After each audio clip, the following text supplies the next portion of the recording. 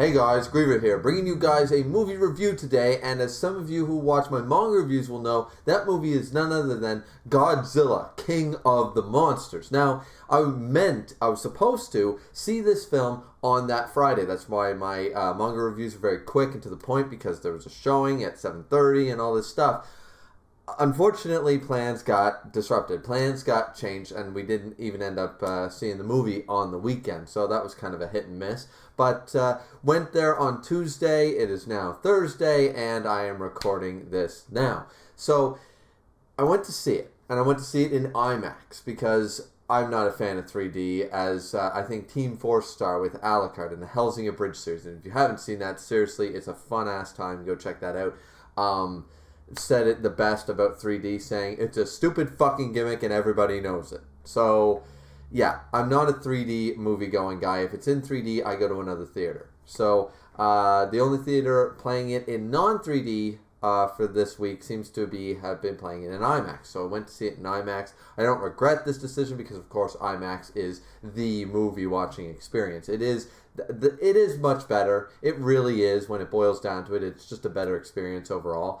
And I really, really liked being there. So now let's just get into the movie, because I went in there not knowing a thing about what critics said, about what audiences said, about any of that stuff. I kept meaning to watch Kong Skull Island, knowing it's part of the new monster verse that they're trying to create, but I didn't get around to it. It's on my Netflix to watch list, but I did not get around to it before seeing this film, though I have seen the original and own the 2014 remake Godzilla film. So, alright, with that little background in the way, I watched it. And this is also someone that I've seen most of the Godzilla films. Not all of them, but most of the other 37 films now. I've seen most of them. So I know all about King Ghidorah, I know about Rodan, I know about Mechagodzilla, Baby Godzilla, American Zilla, Mothra, just King Kong movies. I've seen a lot of those.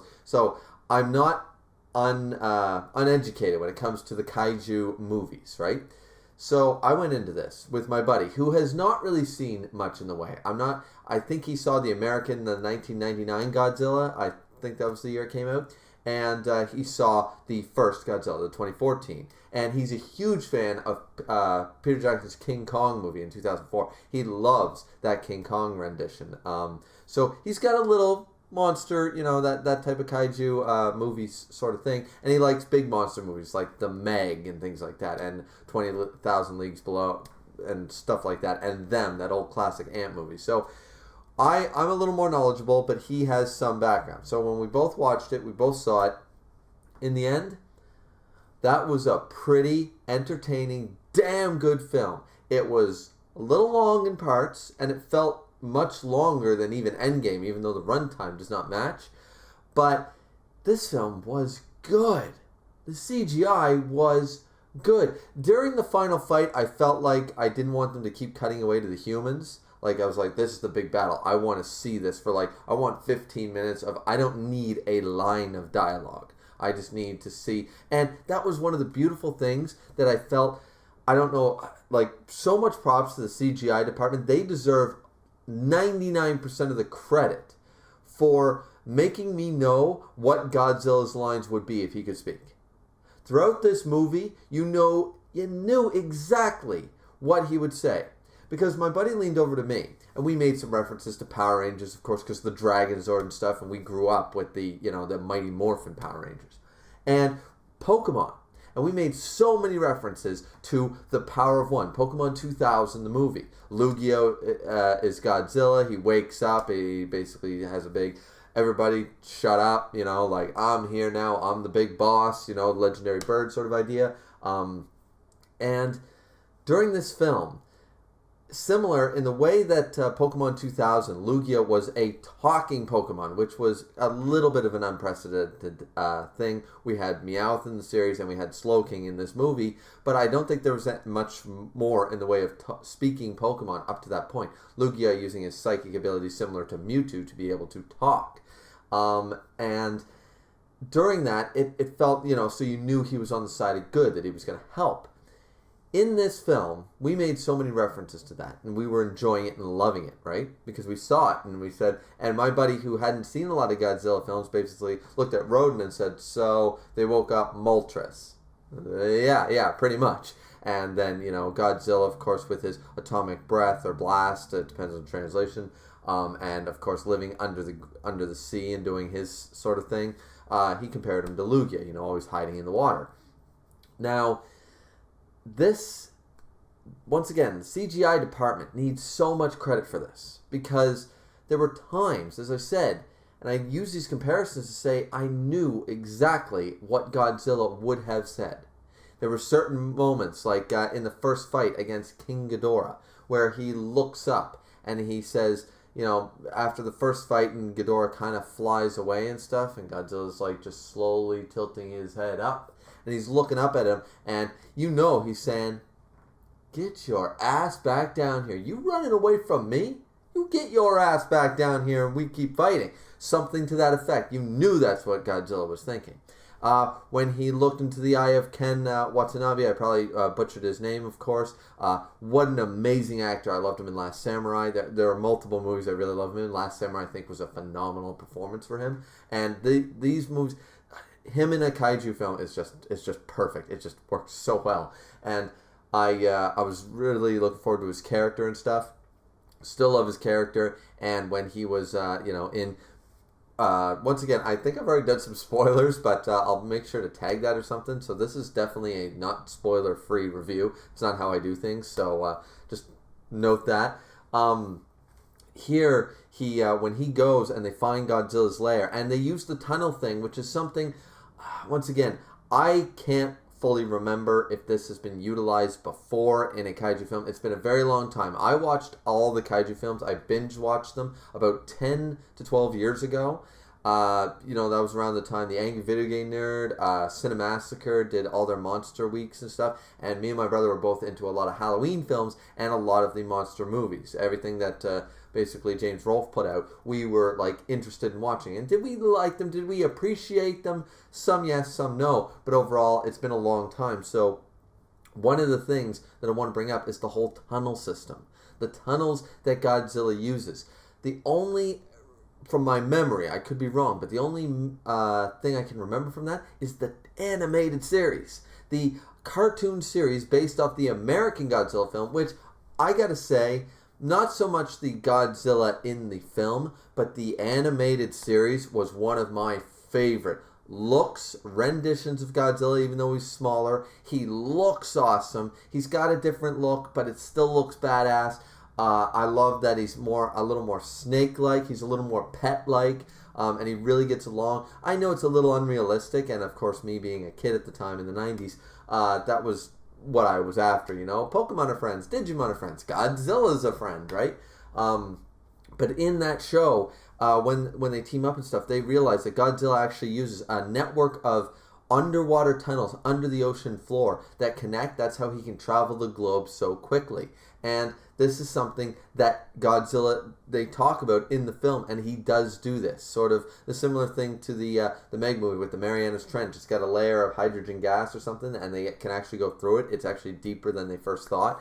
Similar idea. They found this network of tunnels. Godzilla knows where they are, and he gets across the globe very quickly like that, and he also uses them as his base of operations. People can't find him. It works, right? So that's really, really interesting. Once again, if it's inspired by, if it was not in any other kaiju film, then it was clearly from that animated series, because that is like a staple in the animated series. So for me, being a 90s kid, the nostalgia was creeping up, and I was enjoying those moments. I also really liked the fact that all of a sudden they go there, and they find basically Atlantis, which I guess has a bunch of nuclear radiation in it, and they literally find the ancient civilization, older than Mesopotamia, older than Egypt, older than Greece and Rome and all that stuff. And basically, it's an underwater city. They found the lost civilization of Atlantis, and that was Godzilla's home base. And one of the harshest things to say, I'm amazed. I might have missed it, but nobody actually mentioned that. Did we just find Atlantis too? On top of all these titans and the world being destroyed, did we literally just find Atlantis? Another myth, another legend. And, well, they blow it up. I mean, it works. I knew they had to do it, but I'm sitting there like, oh, all that knowledge, all that information. Please tell me someone was taking Snapchats and, or some type of like images constantly, or they saved the video footage, because as buddy, I forget the actor name, but the one of the scientists says, Mark asked him, says, you recording this? He goes, I record everything, man. Everything. And it's like, okay, that's a little creepy, but hopefully recorded some more of this, and they'll bring that up in the King Kong versus Godzilla film, because that looks really exciting. So yeah, so there's just so much. I got a little off point there, guys, but this is a longer film. And I gotta apologize for my hair, guys. It's been raining outside, so I know I look like a mess, but trust me, it's because it's a rainstorm out there, nothing else. So yeah, when I was talking about the fact that you could almost hear him speak, in your mind. Like when Ken Watanabe goes up there to basically feed him, because Godzilla's been injured and he's going to feed him the bomb and all that stuff, right? Nuclear bomb. He eats, basically he lives off of nuclear power, fission, radiation. That's what he lives off of. So, when he put his hand on there and he looks him in the eye and he says, old friend sort of idea, goodbye old friend and stuff, you can see that Godzilla's okay. And then when he looks directly into Mark's eyes sort of idea, they acknowledge each other. He like looks at him because Mark's like, don't worry. Godzilla like leans down all the way, looks at him, and basically they make eye contact. And he doesn't tilt his head. He doesn't really do anything. I think he did a little tilt to the head thing, but they're just staring at Mark's like first a little afraid, but it's the same thing as when, we already had this interaction. We had this interaction when he opened the doors and he looked at him. Because remember, Mark still appreciates packs, nature, animals. He still appreciates this because what is he doing when they pick him up? The wolves and stuff. He's studying wolves and he's very much into that. He likes the balance of nature and stuff. So he looks at him in the eye and realizes, if you aren't a threat, and that's why he says, open the blast doors, lower your guns. We are not a threat. He won't attack if we're not a threat, right? And then he looks him in the eye the first time, and he's still like, but at this point, he's mad at him, right? He blames him for what happened to San Francisco. He blames him for the first film. Of course, it's all Godzilla's fault. And he wants him dead more than anybody. And then, but at that point, they still have that interaction. Then the second interaction on the boat, after he's fed the atomic bomb, and he comes up and stuff, no words needed to be said. And it was a great choice that Mark didn't say anything. In the film, that the character did not actually say anything. He just looks at him, they stare, they have a nice long stare. They don't try to quick this thing. They're like, no, this is important information for Mark to fully understand and trust Godzilla. That yes, because of all this crap happening, that's the reason his son is dead, but Godzilla was not the one who willingly went up and tried to straight up murder your son. This isn't as simple. It isn't black and white like that. It's a cause and effect sort of idea. Godzilla is here to help us, to defend us, not to intentionally hurt us, right? So, and they had this interaction that I was just like, he gets it now. Godzilla basically said, I'm like you guys are teaching primates to use Snapchat and iPhones, and you got dolphins doing what you want and stuff. I got a bigger brain. I sort of idea. He's basically like this is something that you have to understand. I'm not just a dumb wrecking monster. I have thoughts and stuff, sort of idea. Just that's what I got from it, and it was just so great, guys. I know I'm harping on this point, but that was the scene. And then, of course, he does his atomic blast into the air that we saw at the trailer, and he's like, all right, I'm back. Let's do this shit. And Mark knows. He goes, I know what Godzilla's going to do now. Almost because once again, I know it's childish to want it, but I want that animated film link. And it made sense in the film. It made sense in this film, but it made sense in the animated series, why Godzilla would listen to Nick Totopoulos and all that stuff in the animated series and such, because of course the marking of he thinks you're his mother sort of idea, blah blah blah, that works. But here I wanted that kind of human connection. I wanted them to basically not straight up go on the back of Godzilla and be like, let's do this, but I like the fact that Godzilla he can almost communicate with him. Close, not quite, but almost, Really like that. So, Yeah, that was a big moment for me. I love the fact that they paint King Ghidorah, which is one of the who looked amazing. And basically, as my buddy said, so all we need now is an Articuno. We got a Thunder guy, we got a Fire dude. Now we just need an Ice Titan, and we'll have the three birds versus Godzilla, who's Lugia. So, and he's not wrong, but King Ghidorah looked amazing, and I love that they kept his origin story. He's not a Titan. Or he's not an Earth Titan. He's from space. He's an alien, pretty much. He's a celestial dragon that came down, and Godzilla fought with him, and it's like, bitch, I'm the king down here. You're on my turf, But, of course, because King Ghidorah is a threat to the other ones and stuff, and then he kind of makes them bow, sort of idea, without Godzilla around, because remember, King Ghidorah fought against Godzilla. King Ghidorah kind of took off for a bit, and then they fought again. He tore off one of his heads, and he brought him down to his turf, which is, of course, in the water, and he said, yeah, you went to the sky. You're coming down into the water with me, and probably could have killed him right there. I'm under no delusion. Right there, the second fight, King Ghidorah was dead, or would have died. But that's the stupid military used a bomb, which I'm a little ticked off about in one sense. It makes sense. It makes sense. Because at first, like, my buddy was like, well, wait a minute now. Like, that's not going to work. They're not going to kill off Godzilla and King Ghidorah with a human bomb. No. And it's like, because this guy eats nuclear bombs. What kind of bomb? And it was like, get rid of all the oxygen. It's like, okay. And King Ghidorah seems to be fine and flies away out of the sea. Godzilla, not so fine. Basically, almost dead, lying at the bottom of the ocean. At first, it's like, oh, come on. Of course, the enemy monster, it doesn't affect. But the one who survives on nuclear bombs, it affects. Here's the thing. King Ghidorah is, once again, from space. Last time I checked, oxygen was a bit of a problem in space. So if you take that into consideration, it makes perfect sense. There's no problem with the logic here, because Godzilla is, though he survives on nuclear power and atomic power and all that stuff, and though he's a crazy Titan who can take bullet fire and missiles and blasts and thunder blasts and all this stuff, nonetheless, you take away all the oxygen. As far as we're aware, all the Titans still survive on parts of Earth. They survive on Earth, meaning that the ecosystem of Earth supplies them with something, right? And so it made perfect sense to me.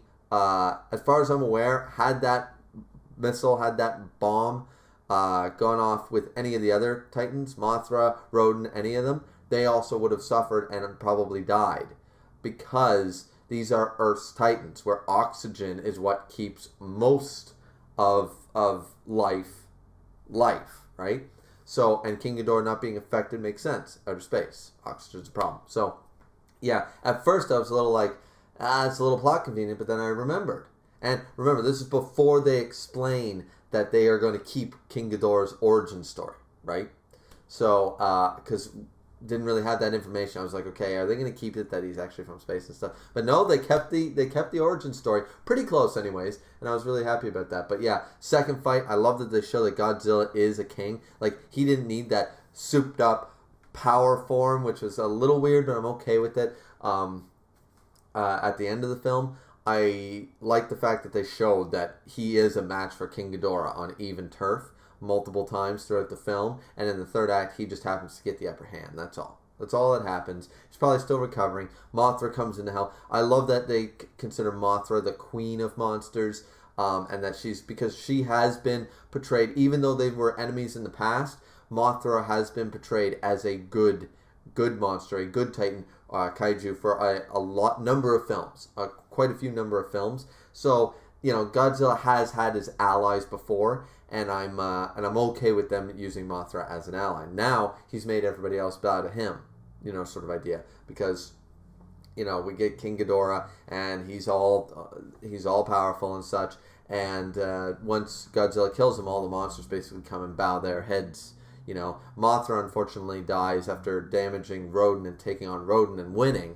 Mothra, the queen of monsters, who very much, if you guys have seen Steven Spielberg's Land Before Time, when she first showed up with the shining and the sunbeam sort of idea, it was basically like, it was all Lion King, Land Before Time, and Pokemon Lugia stuff going on there. Like there were so many things that I was sitting there. I was like, that's like I expected James Earl Jones to come on and be like, remember who you are. You are my son and the one true king. You know, that's I was literally waiting to just hear that line because I'm sitting there like, Mufasa's coming down? All right. I'm good with it. Let's get a lion titan in here to help Godzilla. Forget Mothra for a minute. I'm good with James Earl Jones coming to help him. You know, so that was really cool. And the music was very Land Before Time. If you guys, especially the ending theme, I don't know what it's called, but that very almost like choir sound that was constant. It was almost like the first 3 notes, so to speak, of the Land Before Time theme. And I really, the original one, and I really liked that. And I was trying to, it took me about 20 minutes during the film, and I was like, I'm going to forget that. I got to remember that. So that was really cool. Once again, a bit of a Lugia thing where she, you know, came up, shining sort of idea. Made a lot of connections, honestly, to the power of one movie. But that's not a bad thing. It was really good, especially for a 90s kid, you know, Pokemon. So, which were basically the new age kaiju for kids. So, now, after that, we get, she's awesome and stuff, and of course she does to King Ghidorah. They beat King Ghidorah sort of idea. Godzilla's like, nope, I'm winning this. They do win. A little bit of help from the humans, of course. You need that help, you know, throughout the film. Mark kind of comes full circle with that. I kind of like the twist that we had. Once again, I've been talking about spoilers this whole time, so I don't feel bad about it. But that the female scientist, Emma, she took her daughter, Madison, and stuff, and of course they're kind of separated from Mark and all that stuff. And they play them that they're the good guys, and they've been captured, and halfway through it's like, no, Charles Dance here saying, long live the king. I'm like, Game of Thrones might be over, but you can't get away from it, sort of idea. That they were actually working together. They're just doing things a little more harsher than the scientists would like, that Emma would like and stuff, and that Madison would like, but they are actually working with them, and that twist was like, whoa, I did not see that coming. Like, they're trying to save the Earth by killing the Earth, sort of idea, so it can restore itself, blah, blah, blah, the Titans. And Ken Watanabe brings this up at the beginning of the film, saying, like, look, we woke Godzilla up. We woke up the last one. I always forget that thing's name in the first film. We woke up these things with our seismic drilling, with our testing, with our deep sea exploration, with our atomic bombing, with our nuclear power. We woke these things up. How many more are we going to wake up when the ice melts, because of global warming and stuff, and all the ice melts, there's probably going to one wake up there. Ironically, that's where King Ghidorah was. But that's basically what he's saying. He goes, we, like Kong Skull Island, right? Like, we are the ones waking up the Earth again. We need to either work with them or let them do their thing. That's the only option here. They are the original species of Earth. They were here before us. And they are going to take Earth back because we're screwing it up. Now, once again, Charles Dance and his group of basically eco-terrorists and stuff, they believed, using this machine called the Orca, which she's figured out along with her husband Mark. They figured this out, how to use the Orca. Of course, Mark thought it was destroyed. It wasn't, blah, blah, blah. And it uses frequencies, an alpha frequency, combining Godzilla with some other stuff. And it basically allows her to calm down the Titans, calm down the monsters, and lead them, basically be an alpha. That it just radiates an alpha signature. So King Ghidorah is attracted to this thing because he's like, no, I'm big dog. So that's how they attract him and all this stuff. In the end, the whole film is incredible. They don't waste time. They bring a slew of monsters in here. As I said, we got Rodin, who looks amazing. We have a sequence with him and a fight against Mothra and stuff. So he's not just there and gone. We got King Ghidorah, multiple fights with Godzilla. Multiple, like 3 to 4. It was awesome. Mothra comes in there, beginning of the film, a little bit of the middle, and the end of the film. She's there the whole time. And it's really cool. And we see all these other Titans wake up.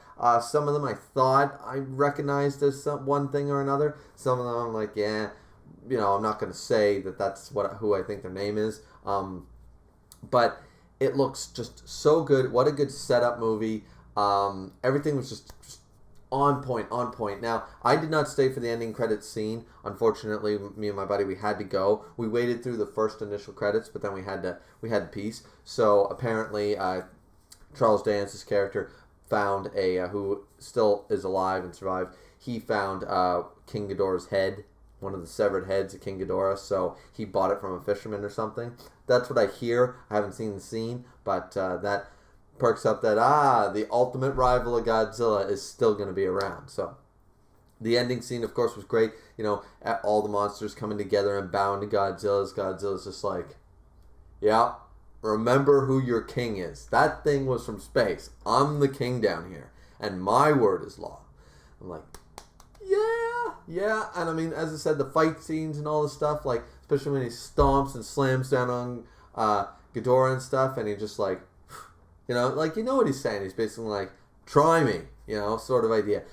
So the CGI department did an incredible job bringing the character, becoming not just this big, giant monster who looks good, but also had thoughts, had a personality, When you saw him on screen, he wasn't just this walking, sort of just walking, talking hyper beam. He actually had some depth to the character. The character was a actual character, and it's in no small part to the whole CGI department doing a fantastic job. So I really enjoyed that. The setup, there was a bunch of clips talking about at the end credits there. A second Mothra egg was found, so that's really cool. Now, maybe will this one be friend or foe? Hard to say, right? Maybe they'll set it up like that. Once again, the Ghidorah head was found. Skull Island infested, King Kong sort of idea.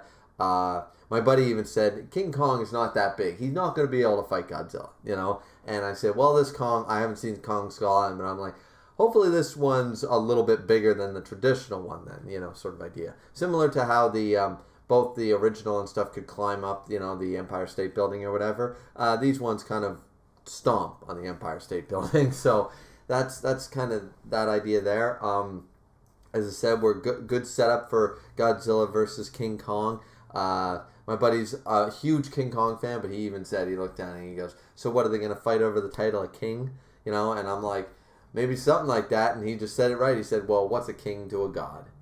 So, and he is Godzilla. So, I mean, what a great film. Once again, the plot in parts, went a little far. They didn't need to cut away to the humans nearly as much. There was a lot of scenes that was just an exposition dump. Now, as someone who saw a lot of the older Godzilla films, I appreciated this for other audiences, because I'm sitting back there, I'm like, it's Rodan, and my buddy doesn't even know who that is, sort of idea, right? So, but I got the hype when they said the name Rodan, and he showed up, and he looked the way he did and stuff. I was like, oh, so cool, because I'm remembering the first one, sort of. And anyways, so I didn't find it that bad. I actually really liked the actor's delivery.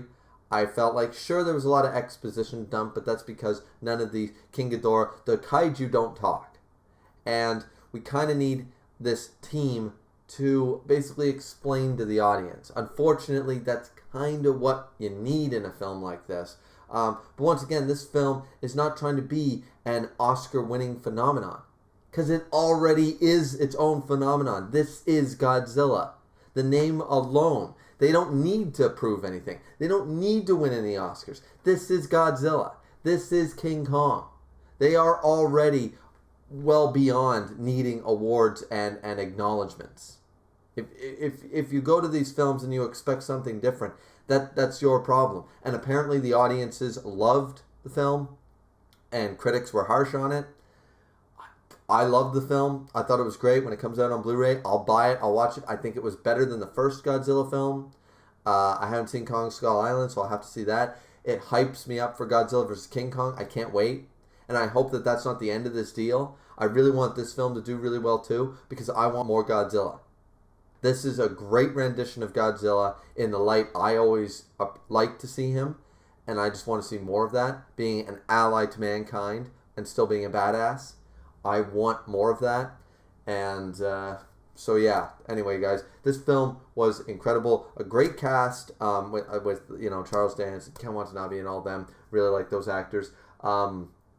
And once again, I mean, the sound, I was in IMAX, so there was no problem. They got all the sound effects right. Everything was good.